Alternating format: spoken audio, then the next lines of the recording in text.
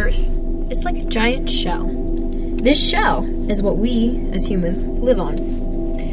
It has bumps, curves, and raised areas all over one central body. In a sense, all of these divots act as a seat for one of the most valuable resources on the planet, water.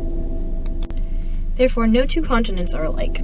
Let's take a closer look at each continent's supply of water. There are 7 continents on Earth. Each continent drains according to its individual topography, forming various water sources on each continent. Therefore, no two continents are alike.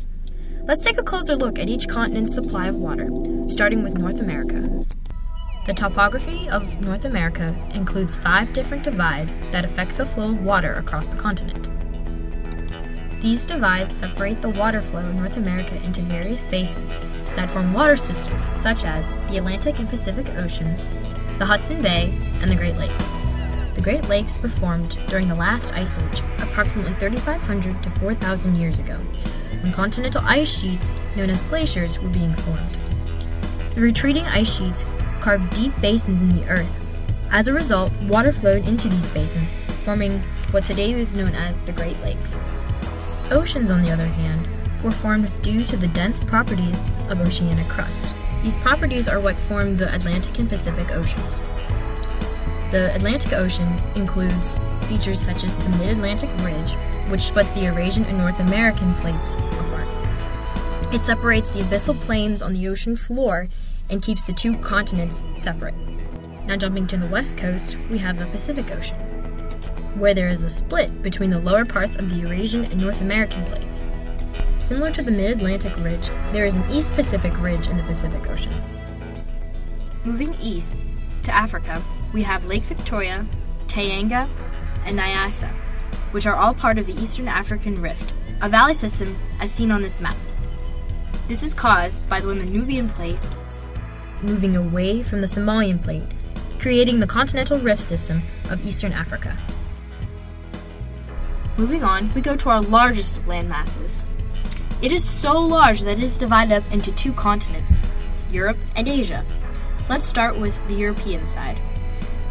It is a region that contains various mountain chains that divide Europe into various basins. The Alps, a mountain chain that formed when the European plate subducted below the African plate, creating this great mountain chain known as the Alps. From here, water drains out into the Black Sea, Aegean Sea, Ionian, North Sea, and Baltic Sea, all of which surround Europe. Moving a little more east, but we're still in Europe, we have the Pannonian Basin, which is formed by the Carpathian Mountains, a small mountain chain in the lower eastern part of Europe. Moving east, we have another part of the landmass, Asia. The highest point for this region is the Tibetan Plateau that is located in Central Asia and is surrounded by the Himalayan mountain range, the tallest mountain range in the world.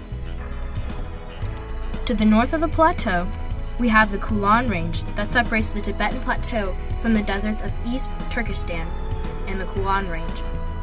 All of these ranges help to drain out Asia into the various basins. All of these divisions are what move water into the rivers and streams that flow out into the surrounding oceans. These oceans include the South China Sea, the Indian Ocean, and the Pacific Ocean. Just a hop, skip, and a boat ride away from Africa, we move to Australia, a small continent located at the lower regions of the Earth. It is surrounded by 3 main bodies of water. The Great Australian Bight, which is a massive bay in the Indian Ocean. The Coral Sea, which has 4 major plateaus including the Eastern, Marion, Queensland, and Cairn. And finally, the Tasman Sea, which is south of the Coral Sea. The lowest region on the planet can be said to be completely covered in ice, a continent called Antarctica. In fact, just like all the other continents on Earth, there is a divide that runs right through this frozen wasteland. The Trans-Antarctic Mountain Range runs horizontally through Antarctica. These mountains separate the continent into the west and eastern Antarctic.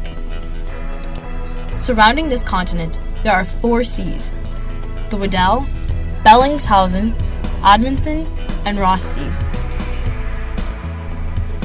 Jumping back to our neighbors, we have the South American continent. The major drainage basins of this region include the 5 major basins of the Caribbean Sea, including the Venezuelan, Grenada, Colombian, Yucatan, and Cayman basins.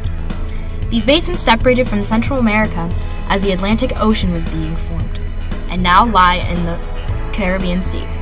Moving inland, we have a lake called Lake Titicaca, which is a major basin of South America. There are 25 different rivers that flow into it. This lake is surrounded by the Andes mountain range.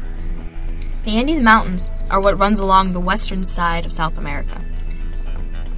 From there, the water drains into the Pacific Ocean and into the basin of Lake Titicaca.